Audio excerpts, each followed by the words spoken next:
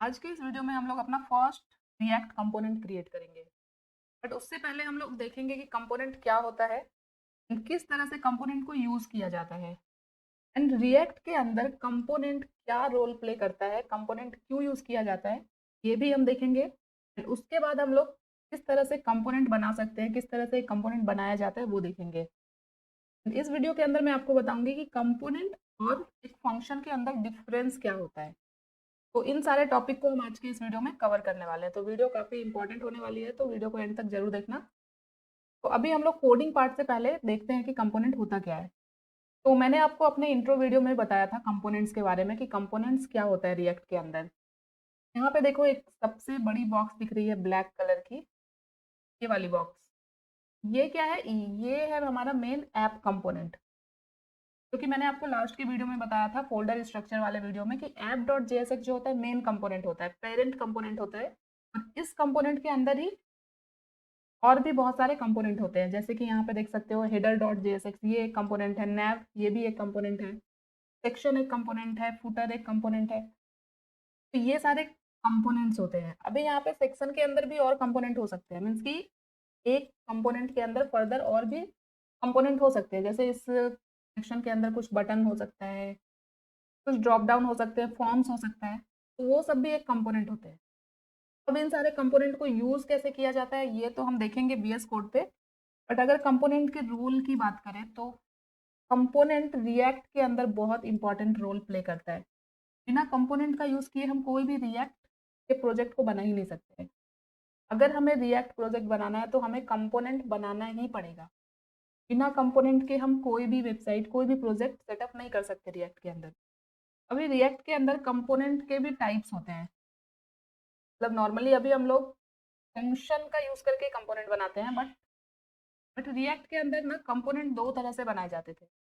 एक तो होता है फंक्शन बेस्ड कंपोनेंट और दूसरा होता है क्लास बेस्ड कंपोनेंट। तो मोस्टली अभी फंक्शन बेस्ड कंपोनेंट का ही यूज किया जाता है, तो हम लोग भी फंक्शन बेस्ड कंपोनेंट ही यूज करने वाले हैं। बट मैं आप लोगों को क्लास बेस्ड कंपोनेंट के अंदर क्या होता था वो भी मैं दिखाऊंगी, बट वो आने वाले वीडियोस में देखेंगे हम लोग। इस वीडियो में हम लोग अभी सबसे पहले देखेंगे किस तरह से एक कंपोनेंट बनाया जाता है। तो चलिए अभी अपना वीएस कोड ओपन करते हैं। तो यहाँ पे मैंने अपना वीएस कोड ओपन कर लिया है और ये मेरा वीडियो 58 वाला फोल्डर है जिसके अंदर हमने अपना फर्स्ट रिएक्ट ऐप बनाया था। अगर मैं चाहूँ तो इस सेम फोल्डर के अंदर आपको कंपोनेंट बता सकती हूँ, बट इस वीडियो में मैं आपको बिल्कुल फ्रेश, बिल्कुल स्टार्टिंग से सारी चीज़ें बताऊंगी एक बार, ताकि आपका रिवीजन भी हो जाए। तो अभी यहाँ पे मैं क्या करूँगी, एक नया फोल्डर क्रिएट करूँगी। वीडियो 58 हमने देखा था, अभी हम लोग वीडियो 59 बनाते हैं। तो यहाँ पे शायद वीडियो 59 का फ़ोल्डर नहीं बना हुआ है मेरे फ्रंट एंड डेवलपमेंट कोर्स के अंदर। तो अभी यहाँ पे हम लोग क्या करेंगे, यहीं पे मैं एक फ़ोल्डर क्रिएट कर लेती हूँ अभी, और इसमें नाम दे देती हूँ वीडियो 59।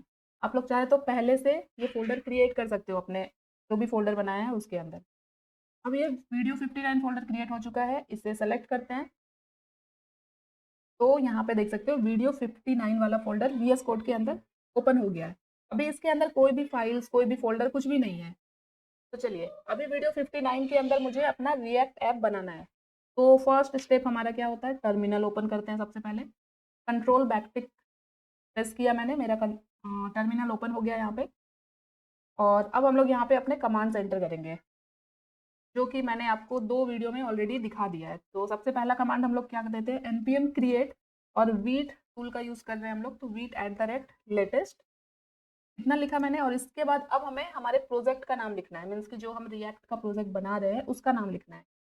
तो फर्स्ट वीडियो में जैसे मैंने लिखा था फर्स्ट रिएक्ट ऐप, मैं यहाँ पे इस वीडियो के अंदर हम लोग क्या करने वाले हैं, कंपोनेंट सीखने वाले हैं। तो कुछ इस तरह से मैं यहाँ पे नाम दे देती हूँ, क्रिएट कंपोनेंट, और एंटर करते हैं। यहाँ पे मैं थोड़ा सा स्क्रीन को छोटा करूँगी, ठीक है। तो अब यहाँ पे हमें अपने स्टेप्स फॉलो करते जाने हैं। सबसे पहले अब यहाँ पे हमें ना फ्रेमवर्क सेलेक्ट करना है, तो हम क्या सेलेक्ट करेंगे, रिएक्ट। उसके बाद वेरिएंट सेलेक्ट करना है, तो यहाँ पे वेरिएंट में हम सेलेक्ट करेंगे जावास्क्रिप्ट। उसके बाद दो ऑप्शन आएंगे हमारे पास, रोल डाउन विथ, तो इसमें हमें नो कर देना है।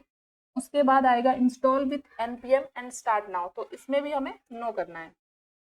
इतना करने के बाद हमें तीन कमांड और देने हैं। सबसे पहले इतना स्टेप करने के बाद हमारा जो प्रोजेक्ट है वो यहाँ पे क्रिएट हो चुका है। और इसके अंदर बहुत सारे फाइल्स भी आ गए, देखो पब्लिक आ चुका है, एसआरसी फोल्डर आ चुका है, पैकेज.जेएसएन आ चुका है। तो हमारा रिएक्ट ऐप क्रिएट तो हो चुका है। अभी हम लोगों को यहाँ पे आप देखोगे अगर इस पाथ को, तो अभी हम लोग वीडियो 59 वाले फोल्डर के अंदर ही है। हमें कहाँ जाना है, अब इस क्रिएट कंपोनेंट फोल्डर के अंदर आना है। तो हम यहाँ पे ये वाला कमांड यूज करेंगे, cd क्रिएट कंपोनेंट, जो हमने फोल्डर का नाम दिया है वो। अब हम आ चुके हैं इस फोल्डर के अंदर, मीन्स कि ये वाले फोल्डर के अंदर आ चुके हैं। अब यहाँ पे हम नेक्स्ट कमांड चलाएंगे npm install। और यहाँ पे अगर मैं आपको दिखाऊं इस फोल्डर के अंदर, तो यहाँ पे देखो अभी नोड मॉड्यूल वाला फोल्डर नहीं आया है। तो मैंने फोल्डर स्ट्रक्चर के वीडियो में आपको बताया था नोड मॉड्यूल कब आता है, जब हम लोग npm install वाला कमांड चलाते हैं। अभी npm install किया मैंने, एंटर किया। अब यहाँ पे थोड़ा सा टाइम लगता है क्योंकि नोड मॉड्यूल फोल्डर यहाँ पे क्रिएट होता है, जिसके अंदर बहुत सारे पैकेज और लाइब्रेरीज होते हैं, तो ये थोड़ा टाइम लेता है। यहाँ पे हम लोग थोड़ा सा वेट करेंगे। ओके, ये कंप्लीट हो चुका है। तो npm इंस्टॉल के बाद अब हमारा काम है डेवलपमेंट सर्वर को स्टार्ट करना। तो लास्ट कमांड था हमारे पास npm run dev, और एंटर किया मैंने। तो हमारा डेवलपमेंट सर्वर क्रिएट हो चुका है। अभी यहाँ पे क्लिक करके इसे मैं ओपन करूंगी, तो ये रिएक्ट का फर्स्ट प्रोजेक्ट यहाँ पे स्टार्ट हो चुका है। अब हम लोग इसे किस तरह से कस्टमाइज करेंगे, किस तरह से हम इसमें नए कंपोनेंट्स ऐड करेंगे, वो हम लोग धीरे धीरे इस सीरीज के अंदर सीखेंगे। आज के इस वीडियो में हम लोग एक कंपोनेंट क्रिएट करना सीखेंगे। इसे मैं क्रोम ब्राउजर के ऊपर ओपन कर लेती हूँ। तो इस लिंक को कॉपी किया मैंने और यहाँ पे इसे क्रोम ब्राउजर पे लाके मैंने ऐड किया। आपको सही चल रहा है अभी तक? तो हमने वीट का यूज करके अपना रिएक्ट ऐप क्रिएट किया है। यहाँ पे वीट प्लस, ये बाय डिफॉल्ट हमें ये सारी चीजें मिलती है, हम इन सबको हटा सकते हैं। वापस से आते हैं VS कोड पे, और इस वीडियो को ज़्यादा कंफ्यूजिंग ना बनाते हुए हम लोग इसे सिंपल तरीके से सीखते हैं, वन बाय वन। सबसे पहले देखते हैं कंपोनेंट्स क्या होता है। मैंने आपको फोल्डर स्ट्रक्चर के वीडियो में ही बता दिया था कि हम लोग कौन कौन से फोल्डर को इग्नोर करने वाले हैं और कौन से फोल्डर पे हम लोगों को काम करना है एक्चुअल। तो नोड मॉड्यूल पे हमें कोई लेना देना नहीं है, पब्लिक फोल्डर पे भी अभी के लिए हम कोई काम नहीं करेंगे। और बाकी ये गिट इग्नोर, index.html, पैकेज.json, इसमें हमें कोई भी चेंजेस नहीं करना है। हमें सिर्फ और सिर्फ एसआरसी फोल्डर के अंदर ही काम करना है। ठीक है, अगर आप बिगनर हो तो आप बाकी सारे फाइल्स को कम्प्लीटली इग्नोर कर सकते हो। हमें सिर्फ और सिर्फ एसआरसी फोल्डर के ऊपर फोकस करना है और इसके अंदर ही सारी चीज़ें हमें करनी है। तो अभी के लिए मैं टर्मिनल क्लोज कर देती हूँ और यहाँ पे एसआरसी फोल्डर के अंदर आते हैं। मैंने आपको लास्ट फोल्डर स्ट्रक्चर के वीडियो में ही बताया था कि app.jsx जो होता है ये एक कंपोनेंट है, और यही हमारा मेन कंपोनेंट होता है जो हमें हमारे ब्राउजर पे, हमारे वेबसाइट पे जो भी चीज़ें दिखती है वो सब इस app.jsx के अंदर ही है। इसके अंदर ये सारे कंपोनेंट कनेक्ट होते हैं। तो अभी यहाँ पे इस कोड को देख के आप लोग बिल्कुल कंफ्यूज मत होना। यहाँ पे अभी मैं क्या करूँगी, ये देखो एक फंक्शन यहाँ पे बना हुआ है। ऊपर की चीज़ों को अभी के लिए आप इग्नोर कर सकते हो। ठीक है, यहाँ पे एक फंक्शन बना है। कंपोनेंट क्या है, ये एक फंक्शन ही है, बट थोड़ा सा डिफरेंट होता है ये फंक्शन से। वो मैं आपको डिफरेंस बताऊंगी कंपोनेंट और फंक्शन का के बीच क्या डिफरेंस है। बट अभी आप देख सकते हो यहाँ पे एक फंक्शन है, ऐप नाम का एक फंक्शन है। अब इसके अंदर क्या रिटर्न कर, ये देख सकते हो पूरा का पूरा आपको HTML की तरह कोड दिख रहा होगा। यहाँ पे इफ दिख रहा है, एंकर टैग दिख रहा है, H1 दिया हुआ है, ये सारे HTML एलिमेंट है। तो हम अभी क्या करेंगे, इन सारे कोड को हटा देते हैं। ठीक है, अब रिटर्न के बाद यहाँ पे एक और एलिमेंट ऐड किया हुआ है, इसे भी मैं अभी के लिए हटाती हूँ, या फिर हम इसे पूरा कोड ही हटा देते हैं। ठीक है, अब app.jsx एक कंपोनेंट है हमारे पास। अब कंपोनेंट कैसे बनता है, कंपोनेंट एक फंक्शन ही होता है। कंपोनेंट क्रिएट करने के लिए हम लोग फंक्शन का यूज़ करते हैं। और हम लोग जब भी कंपोनेंट बनाते हैं तो हमेशा आप याद रखना कि कंपोनेंट का हम जो भी नेम देते हैं, जैसे ऐप, ऐप एक कंपोनेंट है तो इसका जो फर्स्ट लेटर है हमेशा कैप्स में ही लिखना है। ठीक है, अब ये एक फंक्शन है तो ये कुछ ना कुछ वैल्यू रिटर्न करेगा यहाँ पे। तो हम यहाँ पे रिटर्न कीवर्ड का यूज़ करेंगे और इसके अंदर हम लोग एक H1 टैग लेंगे। और यहाँ पे कुछ भी अभी मैं टेक्स्ट ऐड करती हूँ, जैसे मैंने हेलो लिखा। और यहाँ पे इस फंक्शन को हम लोग एक्सपोर्ट डिफ़ॉल्ट करेंगे। ये एक्सपोर्ट डिफ़ॉल्ट क्या होता है ये हम लोग आने वाले वीडियोस में अच्छे से समझेंगे। तो एक्सपोर्ट डिफ़ॉल्ट कर दिया मैंने यहाँ पे इस फंक्शन को। इंपोर्ट करने से क्या होता है, इस फंक्शन को हम इस कंपोनेंट को किसी और कंपोनेंट में इंपोर्ट करके यूज कर सकते हैं। अभी के लिए आप इतना ही समझ लो, आगे हम लोग इसे अच्छे से सीखने वाले हैं। तो अब ये एक कंपोनेंट बन चुका है, ऐप कंपोनेंट। और मैंने आप लोगों को फर्स्ट इंट्रो वीडियो में ही बताया था कि कंपोनेंट को हमेशा JSX के साथ सेव किया जाता है। JSX क्या है ये भी मैंने आपको थोड़ा सा बताया था, बट हम लोग इसको इन डिटेल भी आने वाले वीडियोस में देखने वाले हैं। तो हमारा ये एक कंपोनेंट बन चुका है। अब हम लोग अपने लोकल होस्ट सर्वर पे आते हैं और देखते हैं कि हमारा ये जो हेलो हमने लिखा है H1, ये हमारे ब्राउजर पे रिटर्न हो रहा है या नहीं। तो यहाँ पे मैंने रिफ्रेश किया तो देख सकते हो, यहाँ पे मुझे हेलो लिखा हुआ दिख रहा है। अभी ये यहाँ पे बिल्कुल बॉडी के सेंटर में दिख रहा है, क्योंकि CSS वगैरह भी कुछ ऐड किया हुआ है ऑलरेडी, जिसे अभी हम लोगों ने रिमूव नहीं किया है। अभी के लिए अगर मैं यहाँ पे app.css के अंदर जो भी CSS लिखी है इन सबको हटा देती हूँ। index.css के अंदर भी बहुत सारे CSS है, इन सबको भी मैं यहाँ से हटा देती हूँ। अब अगर मैं यहाँ पे दिखाऊँ तो अब ये देख सकते हो हेलो कहाँ पे दिख रहा है, मुझे नॉर्मल पोजीशन पे दिख रहा है अपने। मुझे जो भी डिफ़ॉल्ट कोड और जो भी डिफ़ॉल्ट CSS वगैरह मिले थे उन सबको मैंने रिमूव कर दिया है। तो अब हम लोग इसमें अपने CSS लिख सकते हैं, अपने कोड लिख सकते हैं। तो हमने अपना एक कंपोनेंट बना लिया है, ऐप कंपोनेंट, जिसमें हमने देखा कि कंपोनेंट को हमेशा .jsx के साथ सेव किया जाता है। और कंपोनेंट एक फंक्शन ही होता है, बट हमें कंपोनेंट हम जिस नाम से बना रहे हैं उसे हमें उसका फर्स्ट लेटर हमेशा कैप्स में होना चाहिए। अगर मैं यहाँ पे इसे स्मॉल कर दूँ और अभी अगर मैं आउटपुट दिखाऊँ आपको, तो आप यहाँ पे देखो आपको कुछ भी नहीं दिखेगा। तो मैं रिफ्रेश कर रही हूँ, मुझे हेलो यहाँ पे कहीं पे भी नहीं दिख रहा है। तो ये आप हमेशा याद रखना कि कंपोनेंट का फर्स्ट लेटर हमेशा कैपिटल ही होगा, तभी आपका रिएक्ट ऐप चलेगा। तो ये तो हो गया जो ऑलरेडी पहले से बना हुआ था app.jsx, उसे ही मैंने यहाँ पे आपको कुछ उसमें चेंजेस करके दिखाए। अभी मैंने आपको लास्ट के वीडियो में बताया था कि app.jsx जो होता है पेरेंट कंपोनेंट होता है, मेन कंपोनेंट होता है, जिसके अंदर सारे कंपोनेंट्स कनेक्ट होते हैं। अब इसके अंदर ही मैं एक दूसरा कंपोनेंट बनाती हूँ, जैसे मैं यहाँ पे एक दूसरा कंपोनेंट बनाती हूँ फंक्शन। और जैसे हमारी वेबसाइट के अंदर एक अबाउट पेज होता है, तो अबाउट नाम का एक कंपोनेंट बना लिया मैंने, और इसके अंदर भी कुछ वैल्यू रिटर्न होगी, तो यहाँ पे मैं लिख देती हूँ H2 और इसके अंदर मैं लिखूंगी दिस इज अबाउट। यहाँ पे बहुत सारे एरर मुझे दिख रहे हैं, वो इसलिए दिख रहे हैं क्योंकि रिटर्न में करली ब्रेसेस नहीं, नॉर्मल पैरेंथेसिस का यूज़ किया जाता है। तो इस H2 को यहाँ से मैं कट करूँगी और यहाँ पे इसे इसके अंदर ऐड करूँगी, ठीक है। तो अब आपको क्या लग रहा है कि आउटपुट पे हमें क्या दिखेगा? हमें ये H1 दिखेगा और फिर ये जो अबाउट हमने बनाया ये भी मुझे दिखेगा। चलिए एक बार देखते हैं। तो यहाँ पे मैं आ चुकी हूँ, अभी रिफ्रेश करते हैं। देखो सिर्फ H1 ही दिख रहा है, मीन्स कि हेलो दिख रहा है। मैंने जो अबाउट कंपोनेंट के अंदर मैसेज दिया वो मुझे नहीं दिख रहा है। तो ऐसा इसलिए हो रहा है क्योंकि मैंने आपको स्टार्टिंग में ही बताया है कि रिएक्ट क्या है, सिंगल पेज एप्लीकेशन बनाने का काम करता है। इट मीन्स कि रिएक्ट हमेशा एक ही HTML एलिमेंट को रिटर्न कर सकता है एट ए टाइम। तो अगर मैं यहाँ पे H1 की जगह एक और H1 लिख दूँ, जैसे मैं यहाँ पे लिख देती हूँ फिर से कुछ एक मैसेज, तो अभी देखो यहीं पे मुझे एरर दिख रहा है।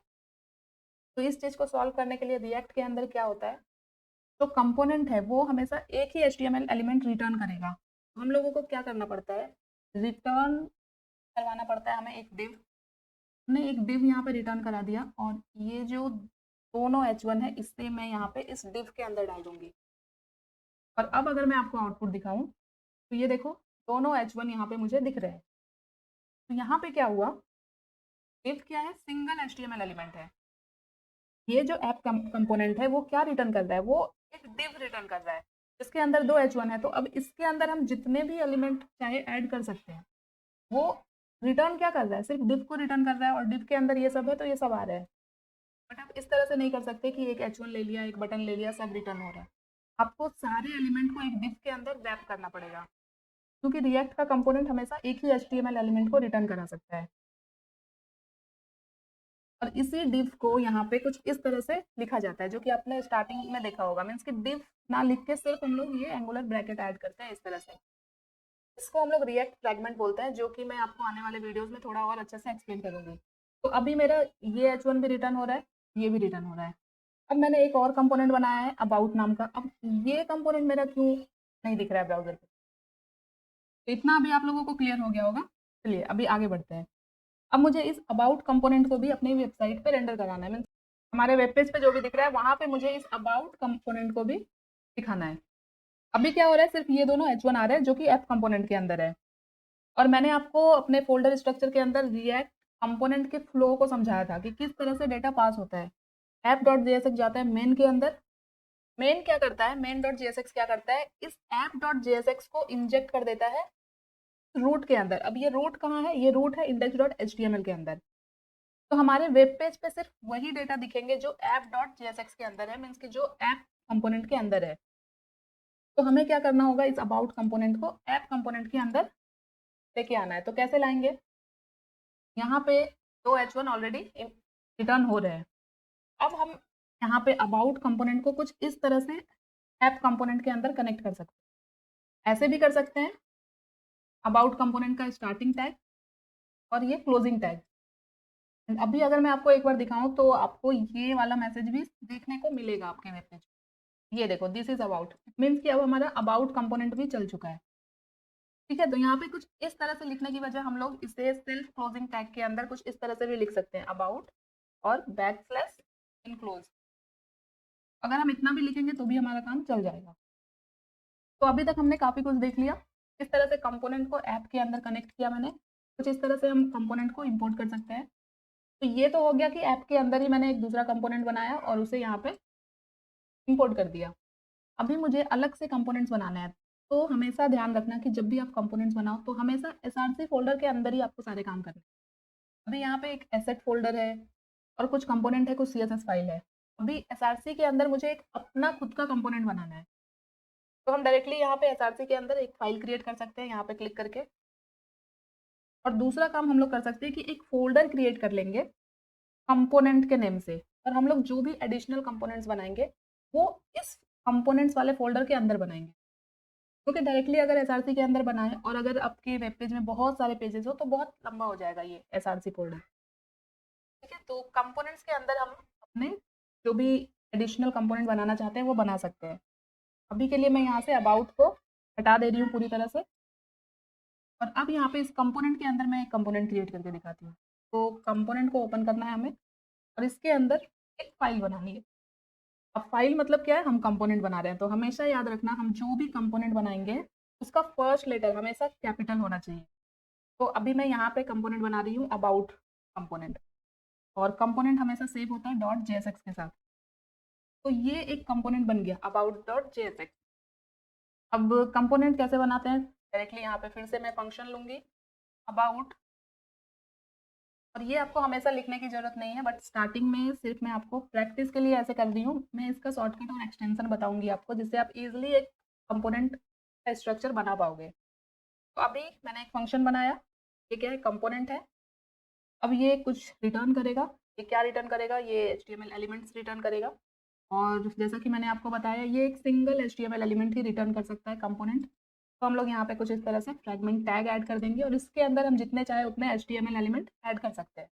अब यहाँ पे मैं h2 लेती हूँ और इसके अंदर लिख देती हूँ दिस इज अबाउट पेज। ठीक है, और क्योंकि अब ये एक सेपरेट कंपोनेंट है अबाउट डॉट जेएसएक्स, तो इसे भी हमें यहाँ पे एक्सपोर्ट डिफॉल्ट करना पड़ेगा। एक्सपोर्ट डिफॉल्ट किया मैंने और यहाँ पे कंपोनेंट का नाम लिखा, कंपोनेंट है।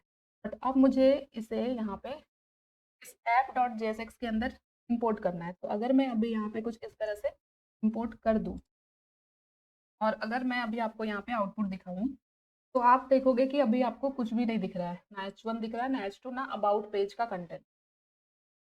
तो ये ऐसा इसलिए हो रहा है क्योंकि अब हमने एक्चुअल कोडिंग स्टार्ट कर दी है, और अब हम लोगों को रिएक्ट के अंदर नोड मॉड्यूल्स के अंदर बहुत सारे पैकेजेस और लाइब्रेरीज इंस्टॉल हुए हैं, तो उन सबको हमें इंपोर्ट करना पड़ेगा। अब हम लोग यहाँ पे क्या करने वाले हैं, अभी तक तो मैं आपको सब कुछ टाइप करके दिखा रही थी ताकि आपको समझ में आ जाए कि कंपोनेंट होता क्या है, किस तरह से क्रिएट होता है। अब मैं यहाँ पे शॉर्टकट यूज़ करूँगी, मैं यहाँ पे सिर्फ लिखूंगी RAFCE, सिर्फ इतना लिखूंगी मैं और एंटर करूंगी। तो ये देखो पूरा का पूरा कंपोनेंट मुझे यहाँ पे बना बनाया मिल चुका है। हमें सिर्फ अपने कोड को यहाँ पे लिखने की जरूरत है। तो ये आप लोग भी कर सकते हो, बट इसके लिए आप लोगों को क्या करना है, जल्दी से जाके एक एक्सटेंशन इंस्टॉल करना है। उस एक्सटेंशन का नाम है ES7। ठीक है, ये वाला एक्सटेंशन। ये देख सकते हो मेरे सिस्टम में ऑलरेडी इंस्टॉल है ES7 रिएक्ट रिडक्स। ये वाला एक्सटेंशन आप डाल लेना ताकि आपको भी ये सारे शॉर्टकट्स मिल जाए। ठीक है, एक बार मैं फिर से आपको दिखाती हूँ। अगर आप सिर्फ RAFC भी लिख के एंटर करोगे तो भी आपका ये एक फंक्शन बेस्ड कंपोनेंट यहाँ पे बन के मिल जाएगा आपको। अब यहाँ पे मैं फिर से H1 ऐड कर देती हूँ। रिएक्ट के अंदर देखो div एक रिटर्न हो रहा है जिसके अंदर हम लोग मल्टीपल HTML एलिमेंट ले सकते हैं। अगर यहाँ पे div नहीं भी लिखे तो भी चलेगा। अभी लिखते हैं हेलो। यहाँ पे देख सकते हो हेलो लिख के आ रहा है, इतना अभी हो रहा है मीन्स कि हमारा रिएक्ट ऐप चल रहा है। अब मुझे आप लोगों को क्या दिखाना है कि हमने जो कस्टम कंपोनेंट बनाया है about.jsx उससे मुझे इस app.jsx के अंदर इंपोर्ट करवाना है ताकि about.jsx के अंदर जो भी लिखा हुआ है वो भी मुझे अपने पेज पे दिखे। तो यहाँ पे अभी के लिए तो हम लोग कुछ इस तरह से about कंपोनेंट को यहाँ पे इंपोर्ट कर सकते हैं। बट अभी भी अगर मैं आपको दिखाऊँ आउटपुट तो भी अभी आपको ये वाला H2 about का कंटेंट नहीं दिखेगा। ये देखो नहीं दिख रहा है, रिफ्रेश करते हैं, जो H1 दिख रहा था वो भी चला गया। तो हम लोगों को यहाँ पे क्या करना पड़ेगा, हमारा जो अबाउट कंपोनेंट है हमने एक्सपोर्ट डिफॉल्ट यूज़ किया है, तो इस अबाउट कंपोनेंट को ऐप के अंदर इंपोर्ट करने के लिए यूज़ करने के लिए हमें इसे इंपोर्ट करना पड़ेगा app.jsx के अंदर। तो इंपोर्ट किस तरह से करेंगे, इंपोर्ट कीवर्ड, और हम यहाँ पे क्या हमने क्या रखा है कंपोनेंट का नेम अबाउट। तो यहाँ पे कुछ इस तरह से हम लोग इसे इंपोर्ट कर सकते हैं अबाउट फ्रॉम। ये जो कंपोनेंट है अबाउट कहाँ से आ रहा है, ये आ रहा है कंपोनेंट्स फोल्डर के अंदर से। तो यहाँ पे सिंगल और डबल कोट के अंदर ही हम लोग हाथ दे सकते हैं। तो अभी ये app.jsx मेरा यहाँ पे है SRC के अंदर, और SRC के अंदर ही कंपोनेंट्स है। पहले हम app.jsx से बाहर जाएंगे तो वन डॉट बैकस्लैश, उसके बाद इस फोल्डर के अंदर मेरा ये अबाउट कंपोनेंट है। तो यहाँ पे कुछ हाथ किस तरह से देना है इसमें आप लोगों को शुरू में थोड़ा सा तकलीफ होगा, बट धीरे धीरे आप लोग समझ जाओगे। तो यहाँ पे क्या हुआ, मैं कंपोनेंट्स के अंदर आ गई। अब कंपोनेंट्स के अंदर है मेरा अबाउट, और हमेशा याद रखना जब भी इंपोर्ट करोगे किसी भी कंपोनेंट को तो यहाँ पे .jsx जरूर यूज़ करना, वरना आपको कुछ ना कुछ एरर मिलेगा। अब मैंने इस कंपोनेंट को इंपोर्ट कर लिया है app.jsx के अंदर। अब चलिए देखते हैं एक बार। ये देख सकते हो this is about page, means कि जो हमारा अबाउट कंपोनेंट था वो ऐप कंपोनेंट के अंदर सक्सेसफुली इंपोर्ट हो चुका है, तभी मुझे ये ब्राउजर पे दिख रहा है। ब्राउजर पे हमें क्या दिखता है, सिर्फ app.jsx मीन्स कि ऐप कंपोनेंट का कंटेंट ही दिखता है। बट यहाँ पे हमने ऐप कंपोनेंट के अंदर कहीं पे भी नहीं लिखा है this is about page. This is about page कहाँ लिखा हुआ है, अबाउट कंपोनेंट के अंदर, और अबाउट कंपोनेंट को हमने यहाँ पे इंपोर्ट कर लिया है ऐप के अंदर, जिसकी वजह से मुझे अब अपनी वेबसाइट पे अबाउट के अंदर जो मैसेज दिया है वो भी दिख रहा है। तो इस तरह से हम लोग मल्टीपल कंपोनेंट्स बना सकते हैं और सबको app.jsx के अंदर इंपोर्ट करके यूज कर सकते हैं। तो आई थिंक कि मैंने कंपोनेंट के ऊपर थोड़ी बड़ी वीडियो बना दी है, बट आप लोगों को कंपोनेंट समझ में आ गया होगा। अभी मैं आपको बताती हूँ कि कंपोनेंट और नॉर्मल फंक्शन के बीच क्या डिफरेंस। एक डिफरेंस तो मैंने आपको ये बताया, हम लोग नॉर्मल फंक्शन कुछ इस तरह से लिखते हैं, जैसे कि एक फंक्शन यहाँ पे बनाते हैं ऐड नाम का। ऐड नाम का एक फंक्शन बनाया मैंने और ये रिटर्न कर रहा है जैसे 10 + 10, 1 + 10 हो गया, ये 10 + 10 रिटर्न कर। ये होता है एक फंक्शन। कंपोनेंट का फर्स्ट लेटर, ये ऐप क्या है, ये फंक्शन है, सॉरी ये ऐप क्या है, कंपोनेंट है, इसका फर्स्ट लेटर कैपिटल होगा हमेशा। बट नॉर्मल फंक्शन के अंदर ऐसा नहीं होता है, और कंपोनेंट हमेशा एक HTML एलिमेंट रिटर्न करता है, but function directly value return करता है। ये आप लोगों से इंटरव्यूज में भी पूछा जा सकता है कि कंपोनेंट और फंक्शन के बीच में डिफरेंस क्या है, तो ये एक दो छोटे से डिफरेंस है, ये आप बता सकते हैं। तो इस वीडियो को हम लोग यहीं पे एंड करते हैं। कंपोनेंट के ऊपर काफ़ी लंबी वीडियो हो चुकी है, बट नहीं हेल्पफुल भी है कि बहुत सारी चीज़ें मैंने आपको इस वीडियो के अंदर ऑलरेडी एक्सप्लेन कर दी है, और कंपोनेंट को काफ़ी अच्छे से मैंने एक्सप्लेन किया है ताकि आपको कोई भी कन्फ्यूजन कोई भी डाउट ना रहे आगे वीडियो। वीडियो अच्छी लगी हो तो वीडियो को लाइक कर देना, इसे और लोगों तक शेयर करो। अगर अभी तक चैनल को सब्सक्राइब नहीं किया तो चैनल को सब्सक्राइब जरूर कर लें। वीडियो में हम लोग इंपोर्ट एक्सपोर्ट के ऊपर थोड़ी बात करेंगे और JSX को भी थोड़ा देखेंगे।